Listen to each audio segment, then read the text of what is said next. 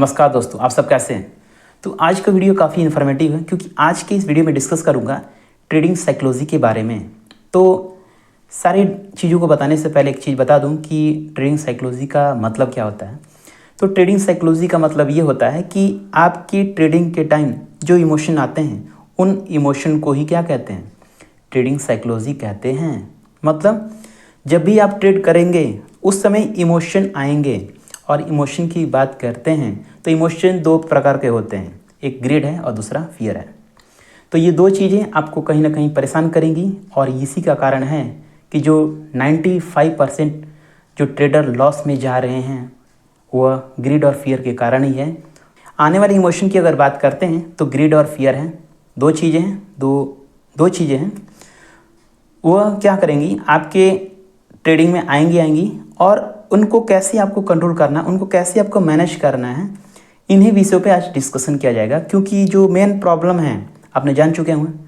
अगर आप ट्रेडिंग कर रहे हैं, अगर आप 2 साल 3 साल 4 साल से अगर ट्रेडिंग कर रहे हैं और सब कुछ होने के बाद भी अगर आप सक्सेसफुल नहीं हो पा रहे हैं तो उसका सिर्फ एक ही सॉल्यूशन है, वो ये है आप अपने ट्रेडिंग साइकोलॉजी को डेवलप कीजिए, इम्प्रूव कीजिए। तो इन्हीं चीज़ों पे आज डिस्कशन किया जाएगा, इन्हीं विषयों पे बात किया जाएगा और किस तरह से हम इसको हम हैंडल करेंगे, इसको कैसे हम आने वाले समय में इसको हम मैनेज करेंगे, इन्हीं पे हम डिस्कशन करेंगे। इसी को आज हम बताएंगे। आपकी जानकारी के लिए एक चीज़ बता दूं कि मैं एक पोजिशनल या स्विंग ट्रेडिंग कह सकते हैं, मैं ट्रेडिंग कर रहा हूं और जो भी आउटकम्स आते हैं उनको काफ़ी ट्रांसपेरेंसी के साथ सारी चीज़ों को मैं शेयर करता हूँ विद द वेरीफाइड लिंक। हर महीने में मैं वेरीफाइड लिंक देता हूँ। तो जिस भी व्यक्ति को कुछ अगर कन्फ्यूज़न है विद द रिगार्डिंग कि इसके आउटकम क्या होते हैं, कैसे स्टॉक सिलेक्शन किया जाता है, या स्विंग या पोजिशनल करेंगे तो कितना समय देना पड़ेगा किसी पर्टिकुलर स्टॉक में जब हम एंट्री लेंगे, मतलब जब किसी भी स्टॉक में हम एंट्री लेंगे तो हमें उस पर्टिकुलर स्टॉक को कितने दिनों तक हमें होल्ड करना होगा, इसके बारे में बताता हूँ। सारी चीज़ों से रिलेटेड सारी चीज़ों को मैं शामिल करके मैं बताता हूँ, काफ़ी ट्रांसपेरेंसी के साथ बताता हूँ, काफ़ी सिस्टमेटिक वाइज बताता हूँ। और आपने डेफिनेशन देखा कि ट्रेडिंग में ग्रीड और फियर आना एक नॉर्मल बात है, और नॉर्मल बात आना यही है क्योंकि हम जो पैसा लगाते हैं कहीं ना वो हमारा एक मेहनत का पैसा होता है, और ये जब पैसा जाएगा तो कहीं ना कहीं इमोशन ट्रिगर होना एक नॉर्मल बात है। बट ये कितना नॉर्मल है और कितना मैनेजेबल है, में इन्हीं विषय के बारे में मैं डिस्कशन करते जाता हूँ, इन्हीं बारे में मैं डिस्कशन करते जाता हूँ।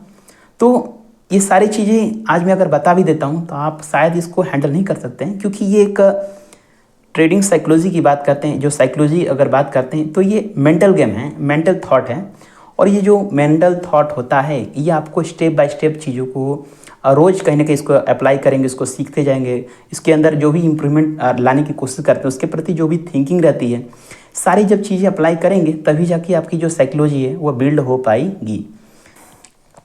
अब आता है इमोशन के बारे में।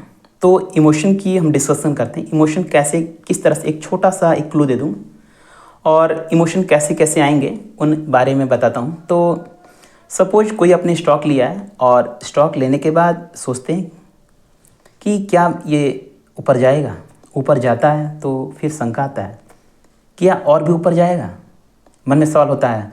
प्रॉफिट जैसे जैसे बढ़ते जाता है वैसे वैसे कहीं ना कहीं अंदर से कॉन्फिडेंस भी आने लगता है कि हाँ मैंने जो लिया है पर्टिकुलर स्टॉक उसमें कहीं ना कहीं प्रॉफिट चल रहा है और ये आज कहीं ना कहीं ऐसा प्रॉफिट देगा कि मुझे प्रॉफिटेबल बना देगा।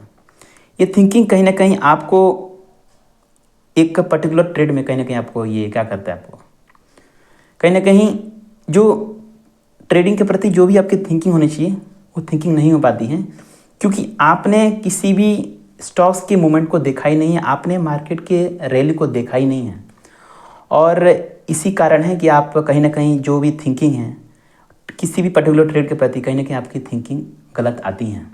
तो ये चीज़ें हैं जो सारी चीज़ें आएंगी। कुछ चीज़ें हैं जो ट्रेड के दौरान मिस्टेक करेंगी, कुछ चीज़ें हैं जो आपके ट्रेड के दौरान आपको कहीं ना कहीं सोचने पे मजबूर कर देगी।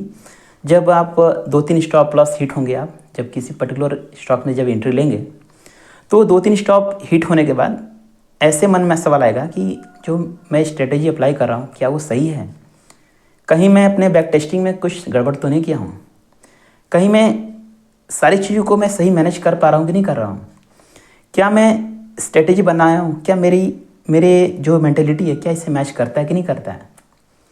तो ये सारे सवाल हैं जो जैसे जैसे समय मार्केट में देंगे, इन सवालों का जवाब आपको मिलता जाएगा। और अगर आप इन दौरान इन सवालों का जब जवाब ढूंढने जाएंगे, इन सवालों का जब आप जवाब ढूंढने जाएंगे, तो कहीं ना कहीं आप हर एक पर्टिकुलर स्टॉक कहीं ना कहीं कुछ ना कुछ स्टॉक को बाइंग करेंगे। और हर एक स्टॉक को बाइंग करना, किसी पर्टिकुलर स्टॉक बाइंग करना, किसी भी पर्टिकुलर स्टॉक में जब बाइंग करेंगे तो हर एक ट्रेड कहीं ना कहीं इसमें ट्रांजैक्शन टैक्स जुड़ा हुआ है, एसटीटी चार्जेस जुड़ा हुआ है, ब्रोकरेज जुड़ा हुआ है, और अंत में आता है आपका रिस्क मैनेजमेंट। और गलती से अगर आपने जो भी क्वांटिटी अगर गलत कर दी आपने, तो आपके पैसे भी सब कुछ डूब सकते हैं। ये सारी चीज़ें आती हैं। तो इस वीडियो में ये प्रॉब्लम आती हैं। मैं आज प्रॉब्लम डिस्कशन किया हूँ। और ये सारी जो प्रॉब्लम हैं, जब आप सारी चीज़ों को लिखते जाते हैं, सारी इमोशन को जब आप ट्रेडिंग जर्नल मेंटेन करते हैं, तो कहीं ना कहीं अपने जो भी प्रॉब्लम्स को देखते हैं कि हाँ भाई मुझे ये प्रॉब्लम आ रही है, मैं ओवर ट्रेडिंग कर रहा हूँ, मैं रिवेंज ट्रेडिंग कर रहा हूँ, मैं प्रॉफिट बुकिंग के टाइम मैं अपने सिस्टम को फॉलो नहीं कर पा रहा हूँ। तो जब इन सवालों को जो अब लिखेंगे आप ट्रेडिंग जर्नल में, तब उन्हीं से आपको एक अंदाज़ा मिलेगा कि ये जब मुझे प्रॉब्लम हो रही है और इसके लिए मुझे कुछ ना कुछ सॉल्यूशन को ढूंढना होगा। तो ये सारी चीज़ें हैं जो आपके साथ आएंगी। ट्रेडिंग करते समय कोशिश ये करना कि आपका कैपिटल ख़त्म ना हो, क्योंकि अगर कैपिटल जाता है तो कहीं ना कहीं आपका कॉन्फिडेंस भी जाता है। और कॉन्फिडेंस जाना मतलब यू आर नोवेयर, आप कहीं के नहीं रह जाएंगे। क्योंकि कॉन्फिडेंस अगर नहीं है तो आप चीज़ों को सीख ही नहीं सकते हैं, या उस तरह की माइंडसेट डेवलप ही नहीं कर पाएंगे कि चीज़ें आप उसको ग्रहण कर पाएँ।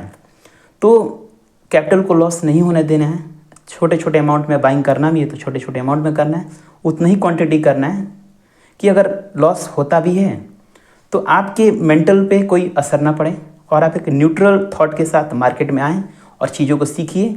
और खुद सीख नहीं पा रहे हैं, अगर आप खुद से सीख नहीं पा रहे हैं तो दूसरे को गलतियों से सीखिए। तो बताइए आज का वीडियो कैसा लगा। ऐसे ही इन्फॉर्मेटिव वीडियो इस चैनल पे आती रहेंगी। और आपका वीडियो कैसा लगता है बिल्कुल बताएं। मिलता हूँ आपसे अगले वीडियो में। बहुत बहुत धन्यवाद।